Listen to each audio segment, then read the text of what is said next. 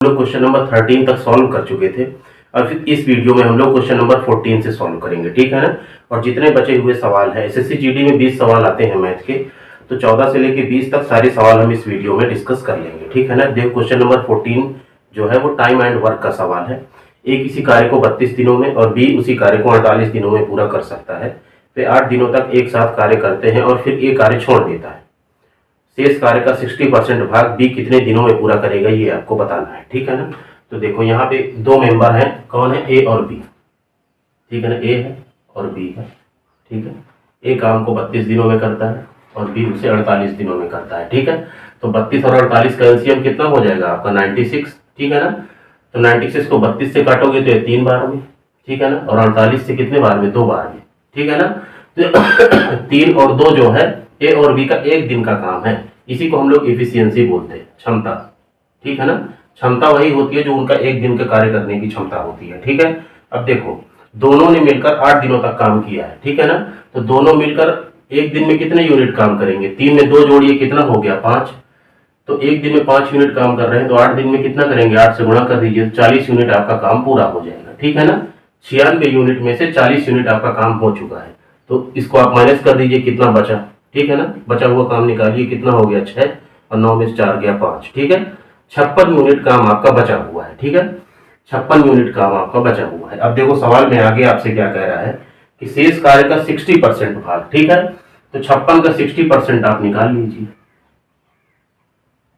ठीक है। तो ये कितना हो गया, 20 23 60 और 20 25 100, ठीक है। तो ये कितना हो गया, देखो 56 गुणे में 3 और बटे में आपका 5, ठीक है ना। इसको मल्टीप्लाई या डिवाइड करने में अपना टाइम नहीं वेस्ट करना है, ठीक है ना, क्योंकि सारी चीजें फ्रैक्शन में दी हुई है। तो आपसे पूछा है कि इस काम को बी कितने दिनों में करेगा, ठीक है ना। तो ये टोटल वर्क है और एक दिन में बी आपका 2 यूनिट करता है, ठीक है ना। तो इसको अगर आप 2 से डिवाइड कर देंगे तो आपको पता चल जाएगा कि कितने दिनों में ये काम आपका पूरा होगा, ठीक है ना। तो 2 से आप डिवाइड करिए तो कितनी बार, 2 दूनी 4 और 2 अट्ठे 16 28, ठीक है। तो ये कितना आ गया, देखो 3 अट्ठे 24 की 4 हासिल आए 2 और 3 दूनी 6 2 8 और बटे में आपका 5, ठीक है। इसको आप सॉल्व करिए तो कितना हो गया, 5 1 के 5 3 8 34 हुआ। तो कितना हो गया, 5 छक्का 30 4 34 हो गया और बटे में आपका 5, ठीक है ना। तो 16 सही 4 बटे 5 दिनों में बी जो है 60% भाग को पूरा करेगा। 16 सही 4 बटे 5 मतलब तीसरा वाला आपका आंसर हो जाएगा, ठीक है ना। देख लीजिए इसको, बहुत ही आसान सवाल है ये।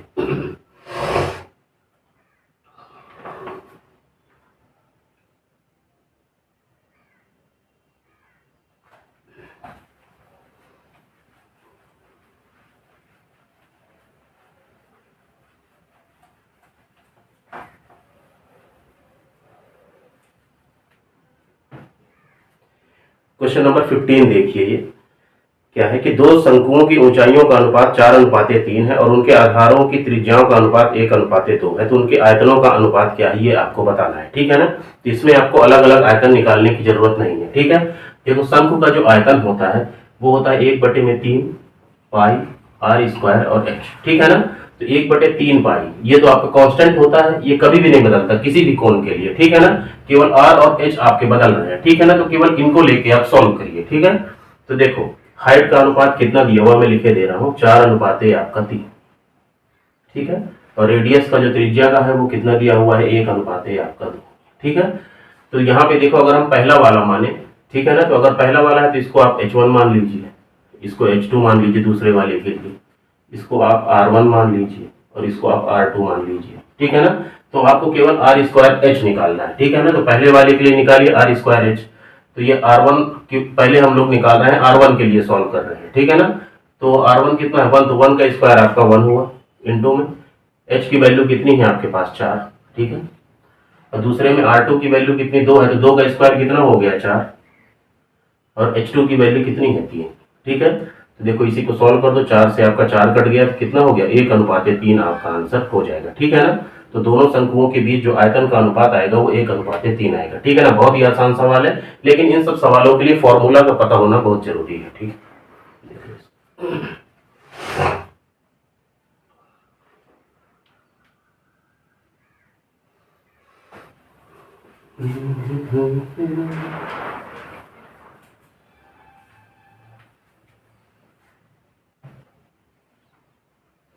क्वेश्चन नंबर 16 देखिए। क्वेश्चन नंबर 16 बहुत ही बढ़िया सवाल है। ऐसे सवालों को आप पहले से कर रखे हैं तो ठीक है, नहीं तो कंफ्यूज करते हैं। ठीक है, पेट्रोल के मूल्य में प्रति लीटर 85% की वृद्धि होती है। इसकी खपत में कितने प्रतिशत की कमी कर दी जाए कि इस महीने पर होने वाले व्यय में केवल 48% की वृद्धि हो। ठीक है ना, तो ऐसे सवालों में आपको हमेशा पता होना चाहिए कि प्राइस और कंजम्पशन का जो रेशियो होता है वो उल्टा होता है। इसका मतलब ये हुआ, देखो प्राइस बढ़ता है तो आप कंजम्पशन उसका कम कर देंगे। ठीक है ना, तो प्राइस और प्राइस और कंजम्पशन का जो रिलेशन होता है वो इनवर्स रिलेशन होता है। ठीक है ना, मतलब जो प्राइस का रेशियो होगा उसका उल्टा कंजम्पशन का रेशियो होगा, और जो कंजम्पशन का रेशियो होगा उसका उल्टा प्राइस का रेशियो होगा। ठीक है ना, क्योंकि एक के बढ़ने से दूसरे की जो है वैल्यू हमें कम करनी पड़ती है। ठीक है ना, जैसे प्राइस बढ़ेगा तो कंजम्पशन हमें कम करना पड़ेगा। ठीक है ना, अगर आप कंजम्पशन कम करेंगे तो प्राइस आपका बढ़ जाएगा। ठीक है ना, देखो इसी कॉन्सेप्ट का इसमें यूज करना है। पेट्रोल के मूल्य में 85% की आपकी वृद्धि हुई है, तो मान लो पहले वो 100 रुपए का था, तो बाद में 85% से बढ़ के 185 हो गया। ठीक है ना, अब सवाल में आपसे क्या कह रहा है, इसकी खपत में कितने प्रतिशत की कमी कर दी जाए, ये प्राइस का है। ठीक है, इसकी खपत में कितने प्रतिशत की कमी कर दी जाए कि इस पर होने वाले व्यय में केवल 48% की वृद्धि हो। पहले आप 100 रुपए खर्च कर रहे थे, इसमें 48% की वृद्धि करेंगे तो कितना हो जाएगा, 148। ठीक है ना, तो प्राइस का जो रेशियो आया, अब जो नया रेशियो है वो 148 और 185 है। ठीक है ना, तो कंजम्पशन का रेशियो क्या हो जाएगा, जो प्राइस का रेशियो है उसका उल्टा होगा। ठीक है ना, तो ये कितना हो जाएगा 185, और रेशियो में कितना हो गया 148। ठीक है ना, बस इसी रेशियो को आपको सॉल्व कर देना है। पहले आप 185 लीटर कंज्यूम कर रहे थे, अब आप 148 लीटर कर रहे हैं। ठीक है ना, इसको आप सॉल्व कर लीजिए, कट वट रहा हो तो काट लीजिए, नहीं तो डायरेक्ट आप माइनस कर लीजिए। देखो 85 में से 48 जाए कितना हो जाएगा, जल्दी जल्दी कर लीजिए। 15 में से 8 गया 7, ठीक है ना, और 7 में से 4 गया 3, आपका 37। ठीक है ना, तो ये कितना, इससे आपका 37 कम है ये। ठीक है, तो हमें परसेंटेज निकालना है कितने परसेंट कम होगा। ठीक है ना, 37 बटे में आपका 185 और गुणे में आपका 100। ठीक है ना, तो 37 से ये देखो आपका 5 बार में कट रहा है। ठीक है ना, और 5 से 100 आपका 20 बार में कटेगा। ठीक है ना, तो जो कंजम्पशन है आपका वो 20% आपको कम करना पड़ेगा। ठीक है, तो 20% वाला आपका आंसर हो जाएगा। ठीक है, तो बहुत ही आसान सवाल है, बस इसमें आपको ये याद रखना है कि प्राइस और कंजम्पशन का जो रेशियो होता है वो इनवर्स रेशियो होता है। ठीक है ना,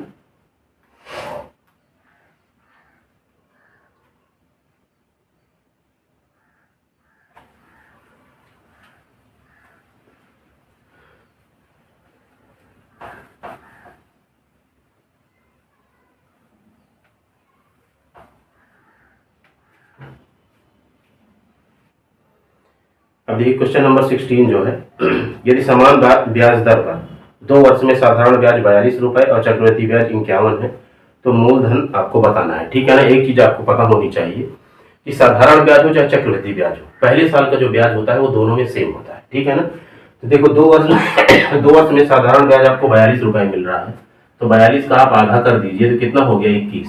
ठीक है ना, तो ये पहले साल आपको ब्याज आपका 21 मिलेगा। ठीक है ना, तो चक्रवृद्धि ब्याज के केस में भी पहले साल आपका ब्याज आपका 21 ही होगा। ठीक है ना, और टोटल आपको ब्याज कितना मिला है 51। ठीक है ना, तो दूसरे साल का ब्याज निकालना है तो पहले साल का ब्याज आप माइनस कर दीजिए, तो 21 इसमें से माइनस कर दीजिए तो कितना हो गया आपका 30। ठीक है, तो ये पहले साल का ब्याज है और ये दूसरे साल का ब्याज है। ठीक है ना, अब यहाँ से आप रेट परसेंटेज निकाल सकते हैं। ठीक है ना, क्योंकि सीआई के केस में क्या होता है, जैसे 21 से ये 30 हुआ है ना, तो जितने परसेंट रेट रहा होगा उतने ही परसेंट से वृद्धि होती है इसमें। ठीक है ना, तो इसमें देखो कितना बड़ा है ये आपसे 9 बड़ा। ठीक है ना, 21 से 30 हुआ है और 21 से 30 हुआ है तो कितने की वृद्धि हुई 9 की, और पहले कितना था आपका 21 और गुणे में आपका 100।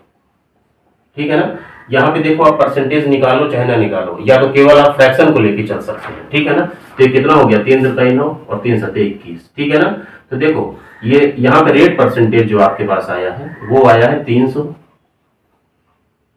बटे में आपका 7। ठीक है ना, तो देखो आप इसको भी लेके सॉल्व कर सकते हैं, नहीं तो आप परसेंट में निकालते तो केवल फ्रैक्शन लेके भी चल सकते थे। कितने की वृद्धि हुई आपकी 9 की, पहले कितना था 21, तो ये कितना हो गया आपका 3 × 9 और 3 × 21। ठीक है ना, 3/7 से 3/7 आया फ्रैक्शन आपका। ठीक है ना, मतलब 7 रुपए में आपको 3 रुपए ब्याज मिल रही है। ठीक है, इसको भी आप सॉल्व करेंगे तो वही आएगा, देखो 300 बटे में 7 और गुणे में परसेंटेज का 1 बटे में आपका 100, तो 0 से 0 कट गया तो कितना हो गया 3 बटे में 7। ठीक है ना, तो 7 रुपए में 3 रुपए आपको ब्याज मिल रही है। ठीक है ना, तो हमने रेट को फ्रैक्शन में तोड़ लिया है, तो देखो 7 रुपए में ₹7 में आपको ₹3 ब्याज मिल रही है, और यहाँ पे एक साल में आपको ₹21 ब्याज मिल रही है। तो इस 3 की वैल्यू आपके पास 21 है, मतलब 7 गुना है, ठीक है ना।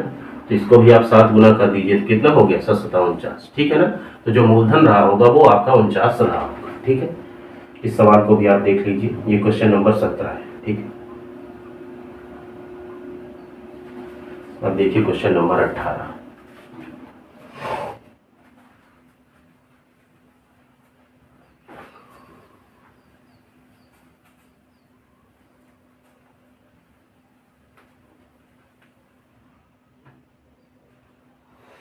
बेईमान दुकानदार वाला सवाल है, क्वेश्चन नंबर 18। एक बेईमान दुकानदार अपने सामान को क्रय मूल्य पर बेचने का दावा करता है, हालांकि वह एक ऐसे बाट का प्रयोग करता है जिसका वजन वास्तव में उस पर लिखे वजन में 46% कम है। तो उसका लाभ प्रतिशत आपको बताना है, ठीक है ना। तो इसमें जो क्रय मूल्य और विक्रय मूल्य का रेशियो है, सीपी और एसपी का जो रेशियो है, ठीक है ना, वो आप डायरेक्ट लिख सकते हैं। देखिए 46% कम वाट का प्रयोग करता है, तो 46 बटे में आपका 100 हो गया। इसको आप सॉल्व कर लीजिए तो कितना हो गया, 2 दूनी 4, 2 तिहाई 6 और बटे में आपका 50, ठीक है ना। देना चाहिए उसे 50, लेकिन वो 23 कम दे रहा है, ठीक है ना। तो 50 में से 23 जाए, कितना बचेगा आपका, 23 में 7 30, 27 बचेगा। तो फ्रैक्शन आपके पास क्या बचा, 27 बटे में आपका 50, ठीक है ना। अब इसमें से कौन आपका सीपी होगा, कौन एसपी होगा, इस चीज को आपको पहचानना है। तो देखो, जो दुकानदार अपनी तरफ से देगा वो हमेशा सीपी के साइड लिखा जाएगा, ठीक है ना। दुकानदार कितना दे रहा है आपका 27, तो 27 को आप सीपी के साइड लिखिए, ठीक है ना। हमेशा आपको याद रखना है कि जो दुकानदार अपनी तरफ से देगा वो हमेशा सीपी के साइड लिखा जाएगा, और दूसरी वाली वैल्यू एसपी के साइड लिखी जाएगी, ठीक है। दूसरी वैल्यू कितनी है आपके पास, 50, ठीक है ना। 27 का सामान उसने 50 में दिया, तो उसको कितना प्रॉफिट हुआ यही आपको बताना है, ठीक है। तो इनके बीच में अंतर कितने का होगा, देखो आप 23 का, 23 और बटे में आपका 27 और गुणे में आपका 100, ठीक है ना। इतने परसेंट का उसे आपका प्रॉफिट हो, ठीक है। तो अब देखो ये फ्रैक्शन है, इसको आप सॉल्व कर लीजिए तो कितना हो जाएगा, देखो 2300 और बटे में आपका 27, ठीक है ना। अब देखो आप ऑप्शन अपने देखिए, शुरू में सब में 8 है तो 8 बार तो जा ही रहा होगा, 8 7 56 की 6, हासिल है 5, 8 दूनी 16, 5 21 आपका 216, ठीक है ना। 8 बार तो जा ही रहा, तो 216 में कितना जोड़ोगे तो 30 होगा 14, तो मतलब 140 यहाँ पे बचा, ठीक है ना। अब देखो ये कितनी बार जा रहा है, अब दूसरी डिजिट सब में अलग अलग है, तो इसी से आंसर आपका आ जाएगा, ठीक है। तो देखो अगर ये 4 बार में 4 से 28 और 4 दूनी 8 88 होगा, ठीक है ना। और 5 बार में 5 से 35 की 5 हासिल है 3 और 5 दूनी 10 3 13, 135 बन रहा है, और वहां पे देखो 5 ही बार जाएगा, ठीक है ना। तो 85 समथिंग आएगा, तो 85 समथिंग केवल चौथे वाले में है, तो चौथा वाला आपका आंसर हो जाएगा, ठीक है ना। ऑप्शन की हेल्प आपको जरूर लेना है, पूरा सॉल्व करने के पीछे आपको नहीं पड़ जाना है, ठीक है ना। ऑप्शन इसीलिए दिए हैं कि आप उनकी हेल्प ले सकें, ठीक है ना। इसको भी आप ध्यान से देख लीजिए। क्वेश्चन नंबर आपका 18 है। आपको याद रखना है कि बेईमान दुकानदार वाले सवालों में जो दुकानदार अपनी तरफ से देगा वो सीपी के साइड लिखा जाएगा, ठीक है ना। इसको देख लीजिए।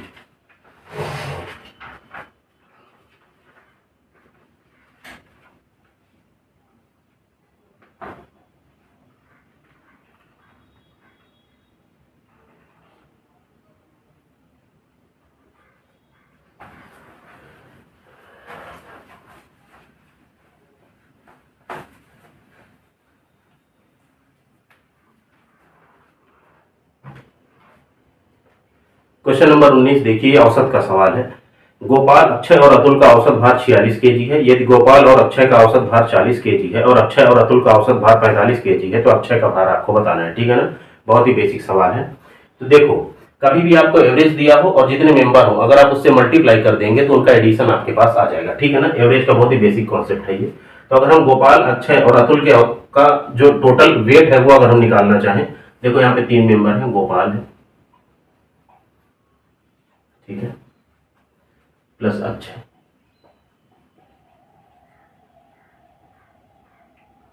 प्लस अतुल, ठीक है।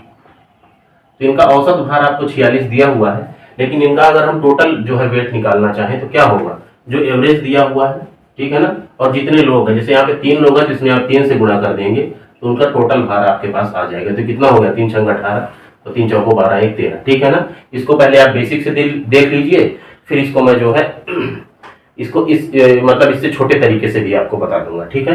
पहले आप बेसिक से समझ लीजिए, टोटल कितना आया इनका वेट आपका 138, और गोपाल और अक्षय का जो दिया हुआ है, ठीक है, गोपाल प्लस अक्षय, का कितना दिया हुआ है 40।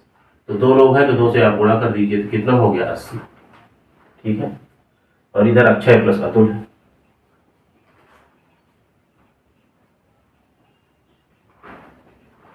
ठीक है ना, अक्षय प्लस अतुल है। तो ये कितना दिया हुआ है 45, और 2 लोग हैं तो 2 से आप गुणा कर लीजिए तो कितना हो गया 90। ठीक है ना, तो हम इन दोनों को ऐड कर रहे हैं। ठीक है ना, तो इनको आप ऐड करिए तो कितना हो गया 170 हुआ। ठीक है ना, लेकिन यहाँ पे आप एक चीज देखिए कि अक्षय आपका 2 बार है। ठीक है ना, गोपाल प्लस अतुल प्लस अक्षय आपका 2 बार है। ठीक है, तो अगर हम ये टोटल में से अगर हम इस 138 को इस 170 में से हम माइनस करेंगे तो देखो गोपाल और अतुल एक एक बार है, तो यहाँ पे भी गोपाल और अतुल एक एक बार है तो वो तो कट जाएंगे। और यहाँ पे अक्षय आपका 2 बार है और यहाँ पे अक्षय 1 बार है, तो 2 अक्षय में से 1 अक्षय चला जाएगा, कितना बचेगा 1 अक्षय आपके पास बचेगा। ठीक है ना, तो अक्षय का जो वेट हो जाएगा वो आप इनको बस उठा के माइनस कर दीजिए। ठीक है ना, तो 170 में से 138 आप माइनस कर दीजिए, कितना हो गया 10 में से 8 गया 2 और 6 में से 3 गया 3। ठीक है ना, 32 kg आपका उसका भार है। सही है ना, 10 में से 8 गया 2, 6 में से 3 गया 3, तो 32 kg उसका भार है, तो 32 इसका आंसर हो जाएगा। ठीक है ना, क्वेश्चन नंबर 19 को भी आप देख लीजिए।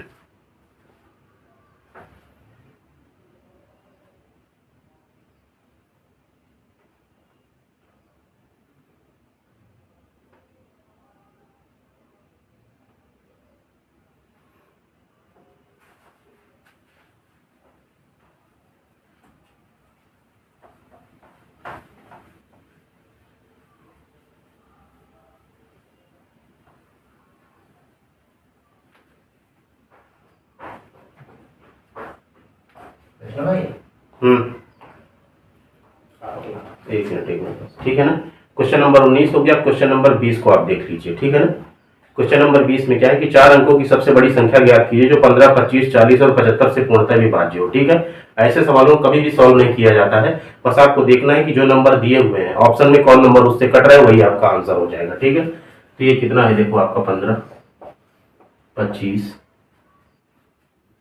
40 और 75। ठीक है, ऑप्शन आपके पास है कितने यहाँ पे 99, 75। ठीक है ना, और ये 1, 2, 3, 4। ठीक है ना, और ये 9600 हो गया और ये 99 आपका 60 हो गया। ठीक है ना, तो इस सवाल में केवल आपको चेक कर लेना है कौन सबसे बड़ा नंबर है, जो ये 4 नंबर दिए हैं इनसे आपका डिविजिबल होगा। ठीक है ना, तो आप देखिए चेक कर लीजिए। देखो यहाँ पे देखो ये 40 है तो लास्ट में 0 है, तो 9 वाला तो आपका कटेगा ही नहीं इससे। ठीक है, अब देखो यहाँ पे क्या है भाई, 40 में आपका 4 होता है। ठीक है ना, 4 का डिविजिबिलिटी क्या होता है, लास्ट के 2 अंक 4 से कटने चाहिए, तो 75 आपका 4 से कटेगा नहीं, तो ये भी नहीं होगा। ठीक है, अब इनको आप चेक कर लीजिए। देखो यहाँ पे आप चेक कर लीजिए 25 3 75। ठीक है ना, 3 से 9 6 15 और 9 दूनी 18 6 24, उससे ये कट ही रहे हैं।